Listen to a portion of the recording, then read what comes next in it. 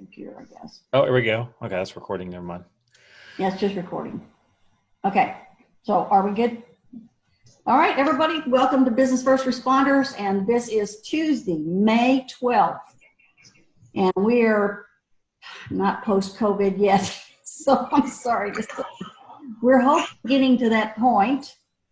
At least we have some in Texas where we're getting out and about, and I'm not sure about other states. I don't keep up with that, but thought we would try to talk about what are you going to do now to restructure, revamp, put it together so that you can be something where your customers are going to come back and you can have a livelihood again. So I think I'm going to toss it to Jake. Jake, you're going to talk first, and then Jay, you're going to go over some of the information that you want to cover too. And then I'll talk about strategies. Okay, so go. Great. Thanks, Susan. Yeah, so I was doing some reading today about how looking like the length we've kind of been in this process is it's going to be similar to like a post-war mentality when it comes to people purchasing and buying, and that not so much that you've got an issue where it was like 2008 where the economic system crashed and we didn't. I don't have anybody. Yeah. Give me okay. That should end. We good? No. How about mute? And yeah, then, let's do that. And then I'll cue you. Sweet. Okay. I'll start that part over. Actually, you know what? Just start back up, Suzanne. Probably be easier to edit that way. Okay. Welcome to Business First Responders. This is May the 12th, and we are talking about almost post-COVID. So what are you going to do to revamp? We need to know how to put it together and be able to survive and then thrive. That's what we've been talking about now for the last 4 or 5 weeks. So now we need for you to put it into action. So Jake, I'm going to toss this over to you.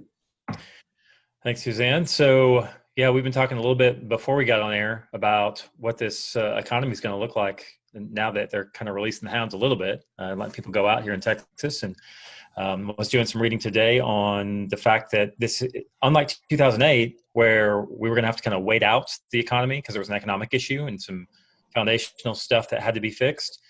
This one's more like post-war, where there's a big event that happens and the economy's shocked, right? And there's all this stuff that's happened. And so people are not going to be in a super high buying mood right away. You know, people aren't going to be coming out to restaurants like Jay talked about last week, because, you know, there just aren't necessarily people flooding restaurants yet, or bars, or, you know, barbershops, or all that stuff.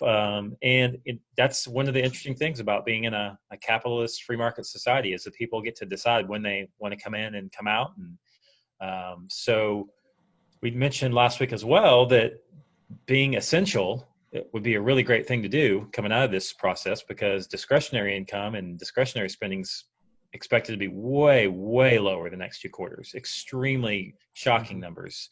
70-80% down revenue is kind of predictions for the next quarter at least. So how can we position ourselves when we're marketing ourselves, or when we're just talking to people out in public, as an essential thing for them, right? And so I've got some more thoughts on that, but Jay, I'd love to know kind of on that, what your thoughts are. Well, listen, I think that what you said is a very, very real situation that business owners are going to find it. And I read a couple of other articles as well that not only supported what you just said, but here's the key. Most people are going to sit in that idle position. And I mean consumers. Mm-hmm. Businesses could be ready to go, but consumers are going to be in an idle position for quite a while, because what they're hearing about is that there could be a second wave come the fall. So I don't think that people are going to run out and all of a sudden get back to this normal buying pattern that they were 90 days ago. Not only because economically a lot of them can't afford it, being out of work or a lot less hours of work, but just that recognition, that realization rather, that something could happen in the fall. So this measure of unpredictability and uncertainty is something that as humans we don't do well with. If there is any indication of something that could be a blindsided experience, people are not going to make any drastic decisions. It's the wait and see approach. Mm-hmm. So now it's not good for business, but you have to plan and prepare for that, because that is where people are living right now. And we're talking about Dallas, but in New York, where I'm from, New York, the governor of New York just announced that the stay-at-home order is going to run through June 6th. So for all intent purposes, if you're in New York and you're catching the show, and I know some of you guys in New York are catching the show, you really have to start planning, quite frankly, and I hate to say this, for 2021. Mm-hmm. That's right. Melissa just jumped on because she is going to be, we're having a happy hour right after this. And so we're going to have some folks that are going to actually get to contribute to the podcast today if they would like to comment on some of the things that we're going to talk about. So anyway, come on, Jay. I have to say, it's disconcerting on how some of the other states are not allowing their economies to start the comeback. And that bothers me quite a bit, because, you know, everybody knows how to wash their hands, and everybody knows how to wear a mask. And, you know, as long as we're taking care, then I think we should be able to start bringing our economy back. Trying to crash us completely is not acceptable. Number one, it's not American. It's not the way we are. And we know how to overcome. And so those are the things that hits me in the heart.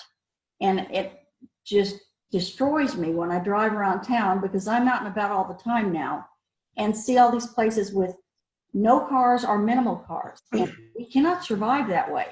So the most important thing that I can say to anybody that has a business, and I've been talking to a lot of them, is figure out, you know, Jay, you said, how do we revamp? Well, I don't know that they have to revamp, but they need to choose what's possibly going to be just a strong point where they can focus on that for now to survive, and then they can add other things when it's possible to do that.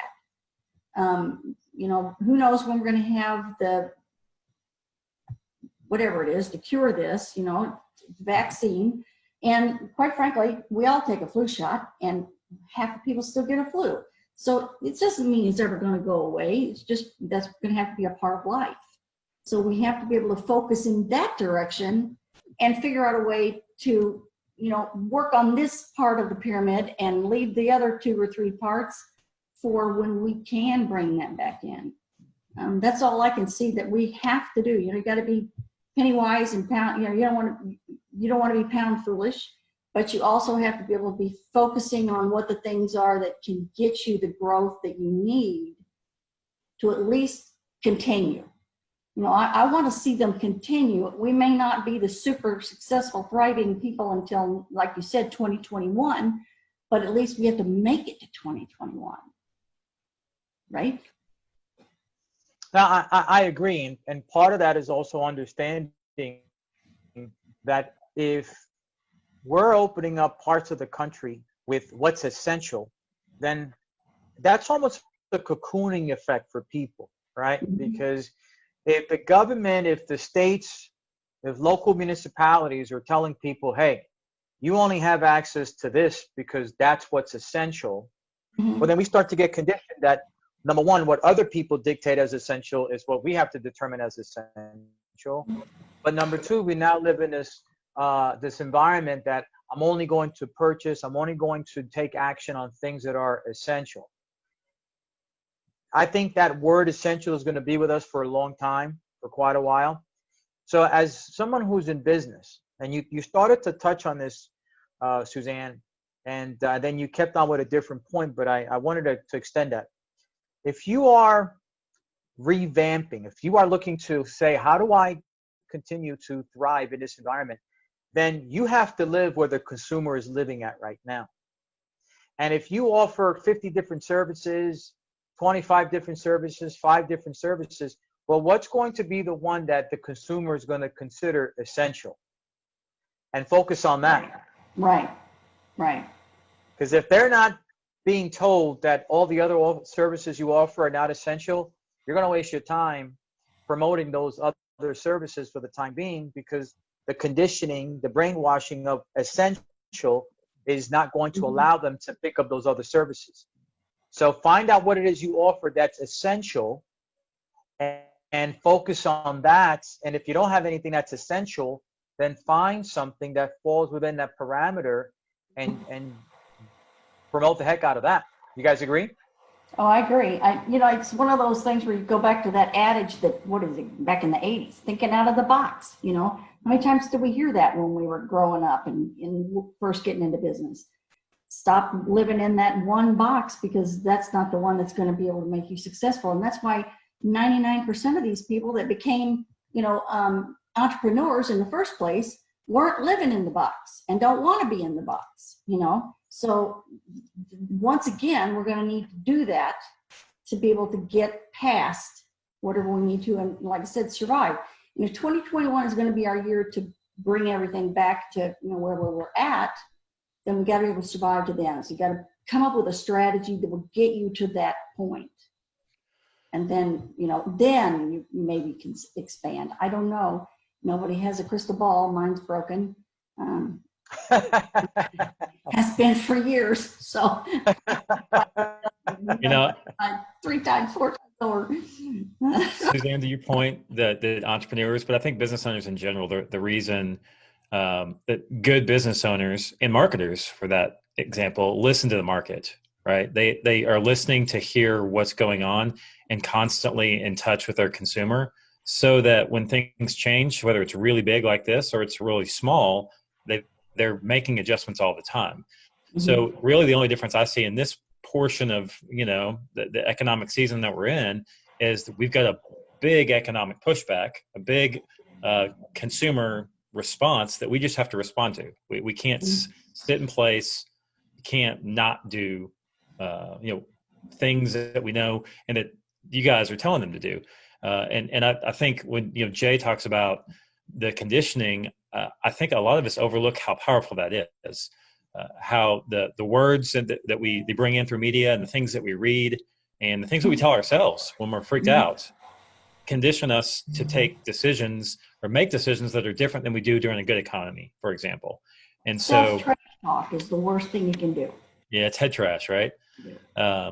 So I think when it comes to marketing, when it comes to pivoting your services, when it comes to, talking about the things that make the biggest difference for you as a business owner, the main thing that you need to remember is you're in business to help solve problems for the clients that you love and serve.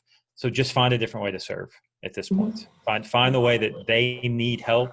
And I would say, forget the word essential because that's a framework that's not ours. Someone else has given us that framework, right? Like Jay's saying. That's right. But what will never change is when people have a problem and they need help, if you're there, they'll buy from you, assuming they have some money, right?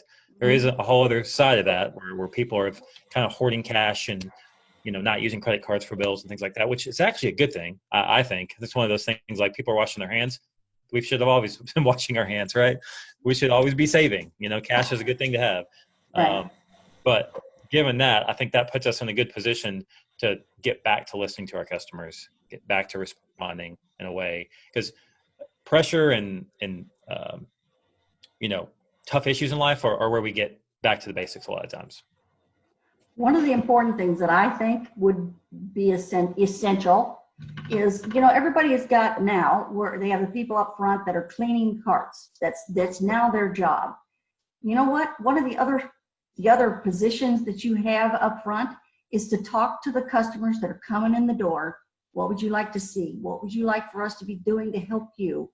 Where can we be to most focus in the right position to get you what you need? And therefore you can get some feedback right now. When you're talking about front lines, you know exactly what they're saying because they're the ones coming in the door. One of the things that we talked about is in terms of getting people in the door, Suzanne, we were chatting about this yesterday, is what's going to make that existing business attractive? What's going to make them stand out from the rest and not go back to the same old? And listen, there's a saying, silver lining, right? Well, where's the silver lining in an unfortunate situation that we're going through right now as a business. Well, here's the silver lining. The silver lining is that you can come out, as you're starting to come out, with a whole new perspective, something fresh, something that doesn't change your message and doesn't really take away from the success you've had if you've been in your business for a while, but it's something that is reinvented. It's not the same old, same old. That's the silver lining here. It's not the same old, same old. I was chatting with a couple of guys just before we hopped on the podcast today, and I was really impressed with the fact that they, and I want to say this carefully, that they have positively capitalized on a crisis. Now, I want to say that again. They have positively capitalized Crisis. So what are they? I'm sorry? So what are they doing? If they're positively capitalizing, that's great, and kudos for them. But what are they doing? What business have they come up with?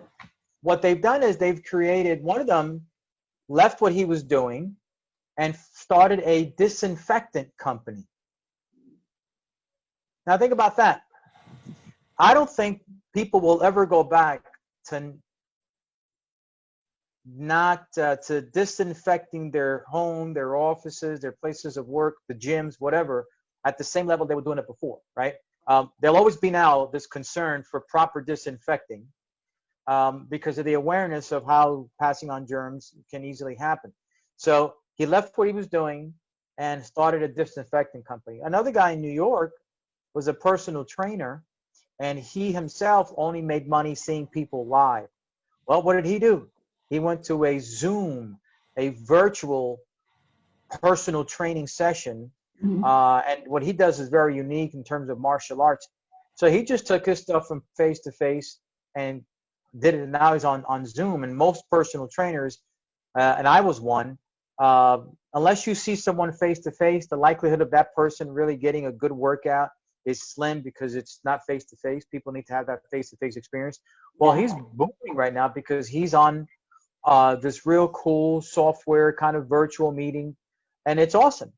So, and people are doing it at their home. So this is what I mean about people, that you can't do the same old, and it's okay to change without losing the spirit of what people know you for.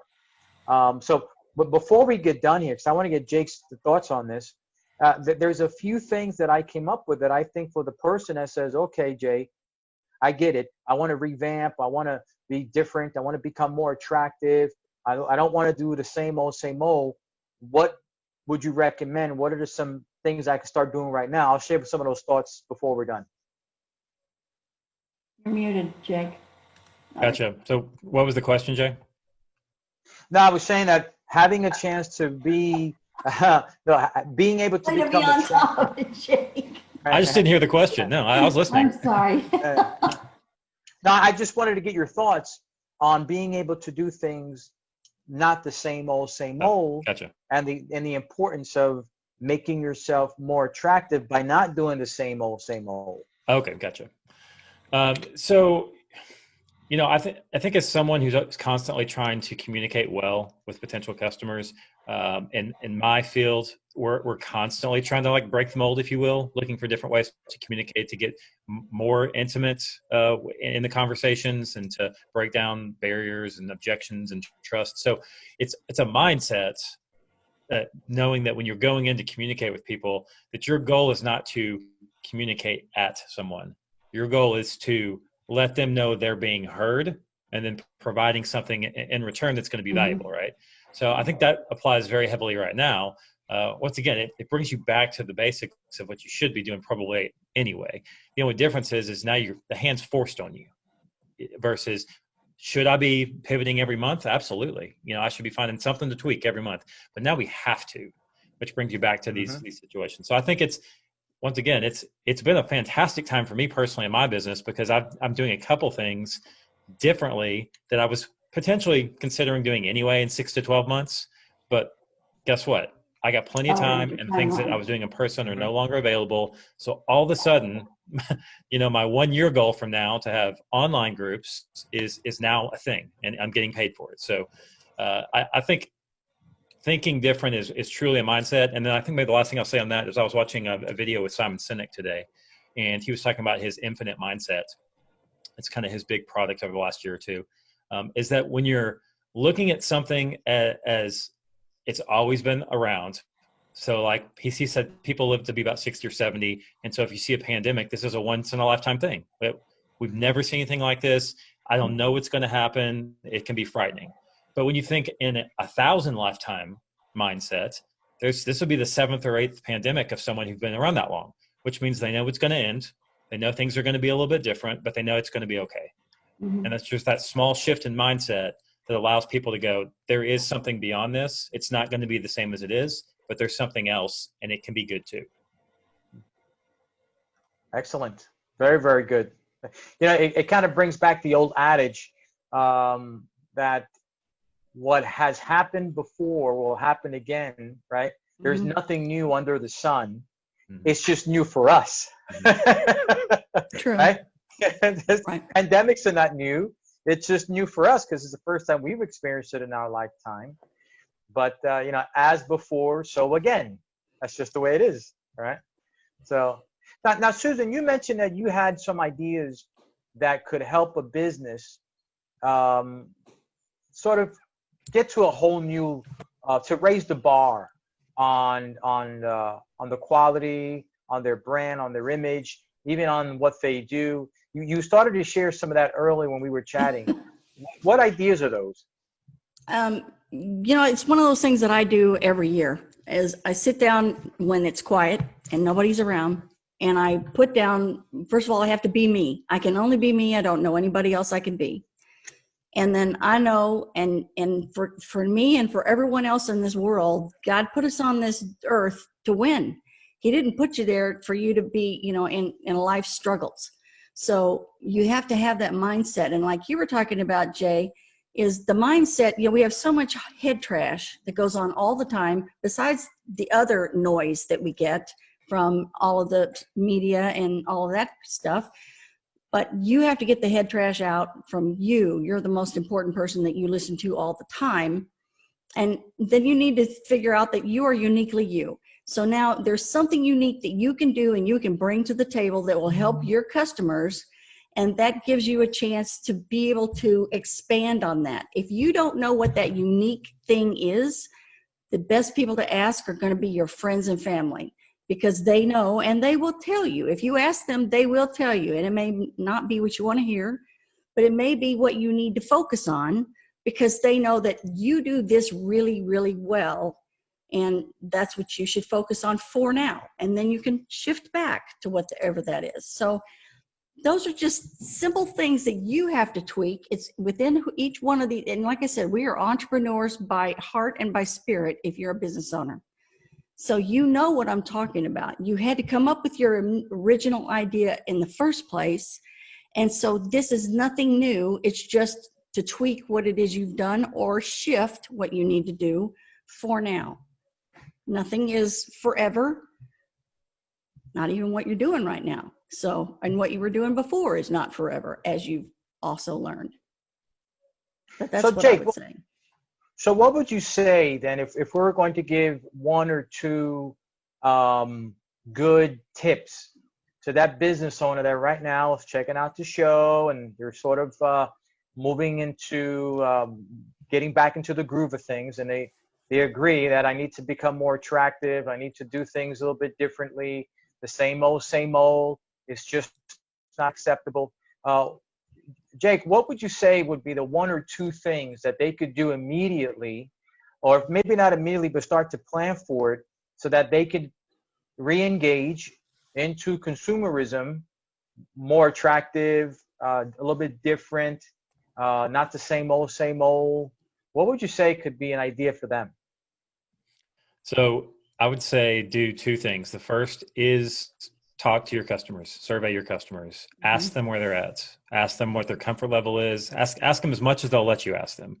I always say like face-to-face is best, but by face-to-face, I mean like not I'm sending you a Survey Monkey email where you click a button. Like, I mean, get on the phone, get on a Zoom call, ask them how they're doing, what things are going on, what are the things that they're still thinking about, when it comes to your business, things like that. So survey is number one. Number two, I think you should be reading up on the economic stuff that's coming out to know kind of just the basics of where we sit. I was doing some of that catching up today myself, and that understanding that we are in a slow economy because of what's going on. We don't know exactly when it's going to come back, and we know discretionary spending is not something that we're going to see anytime soon. So how can I position myself with something essential in my business to position that? And I think the best way to know that is just to ask. And then, a lot of people can make a lot of inferences, but because I can infer that I'm not going to be doing a lot of one specific thing, right? But because I know people aren't going to spend money on that particular thing. But a lot of people don't know that. They just don't. So I would say survey is the best thing you can do. And then make sure, when we talked about this actually a couple episodes now, stay out there, stay consistent, stay messaging, be in front of people, because the people that stick around are the people that are going to stay around. That's right. And I like we talked about last week, I guarantee you, if you'll start communicating with your customers when you've got your trucks coming in that have those essential items that they're all looking for, trust me, if you're letting them know and they're coming back, first of all, you're forming a habit. And then that you're forming the appreciative ability that they're now going to have that loyalty to you because you were loyal to them. So those are going to resonate. I guarantee it. One of the things that I would say also, adding to the both of your points, is you want to appeal. Now, regardless what business you're in, you want to appeal to your customer, your client, whoever it is that's your consumer, on a very relatable level. So here's what I mean. Most companies, most owners or presidents don't become someone's friend in a way, because there's this consumer client relationship, and you don't really cross that. You don't let a person know more about who you are as a person. But at the end of the day, we're all human. We're all experiencing the same thing. We have our highs, we have our lows.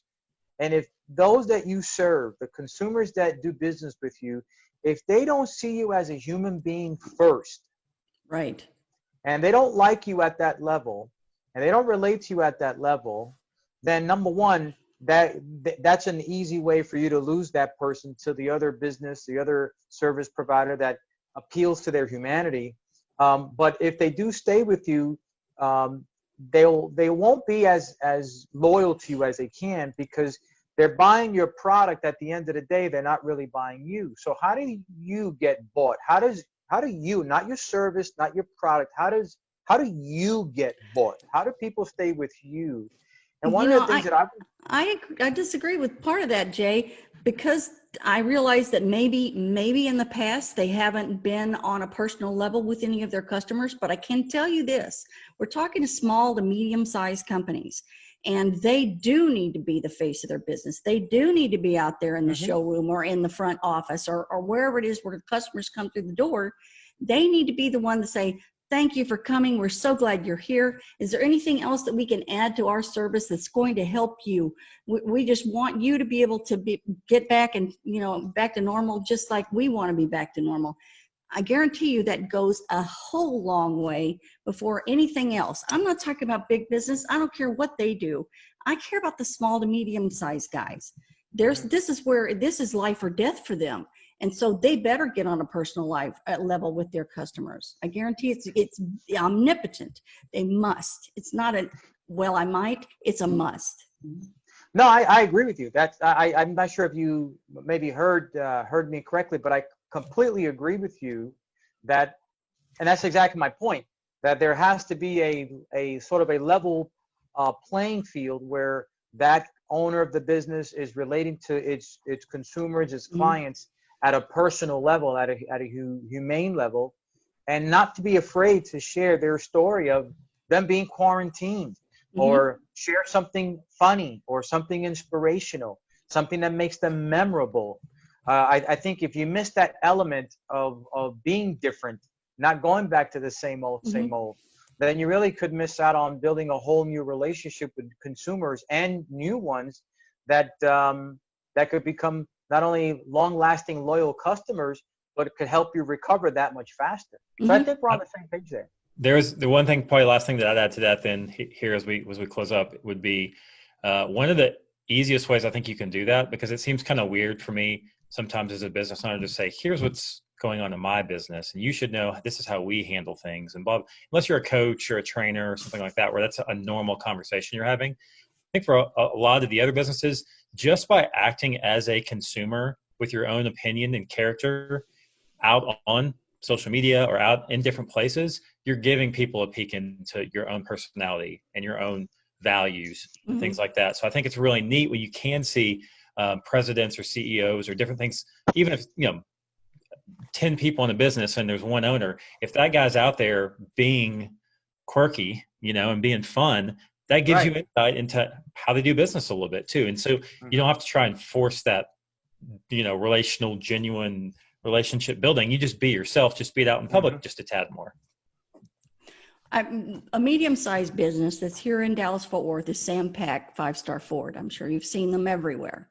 He started over in the North Richland Hills area, and then he's grown from there. But one of the things that's so important to me, because we are a Sam Pack customer and have been for about 40 years now, is that when I walk in the door, if Sam is there, he will actually come out and say, how are you doing? It's good to see you back. And, sometimes he remembers your name and sometimes he doesn't. That's fine. That happens with age. He's older than I am. So I totally get that. I don't remember a lot of people's names sometimes. But it's important that he's that personable that he wants to come out and say something to you. And he's a big store. And all of his managers are told and taught to do that at every one of his locations. I think that's huge. I agree. That personal touch goes a long way. A long way. So in final thoughts, guys, what do we want to share in final thoughts as we wrap up today's podcast? I'd like to I'd like to invite anybody that's doing something innovative or doing something interesting or making some sort of pivot to reach out to us, because we'd love to talk to you. And even if you don't want to come on the show, we'd just love to know the things that you're doing to stay in business, because we really want to help people survive 2020 and hopefully thrive in 2021. And so reach out to us. Head to the webpage and let us know. We'd love to hear your stories. And if you can't get on our podcast with us, then I'll take my laptop to wherever your shop is or wherever your store is, and I'll do it right there so that you can get on with all of us and we can talk and you can share your story. You can talk to your customers and we'll put it out there and maybe get you some more. That's the point of all of this. Well, guys, I think we've had a excellent podcast today. I mean, the value of these little podcast hit and runs, right? 20, 30 minute is that you don't need hours and hours to arrive at 2 or 3 good nuggets where people can say, aha, I'm going to use that. We've all been on these seminars, workshops, and podcasts where there's hours and hours, but very little content, very little quality. And you're like, man, all of this time. And I walked away with half a speck of wisdom. But here, the nuggets that just continue to flow in the 20, 30 minutes or so that we're on, not only on this particular episode, but all the other ones, really have become what I think people are appreciating. And obviously the feedback is confirming that. So guys, I'm going to ask you to continue to come back. We're always going to provide value. I do agree with Jake also. If you have a story to tell, that's great. If you know of another person who has a business that is doing something very innovative and something very creative and has a success tip to share, we'd love to hear from that person as well, because at the end of the day, it's about us all collectively thriving and learning from each other. So Suzanne, take it home. All right. Thank you so much for being here. We really appreciate it. We love having you guys here. Our objective is exactly what we've said. We want you to be able to survive this and then thrive afterwards. We want you to keep your customers. We want you to gain new customers. And let's all be healthy and happy after that. We're entrepreneurs, and we want you to be the best one you can be. So come back and see us the next time. We'll be here on Tuesday at 4:30 next week. Thanks.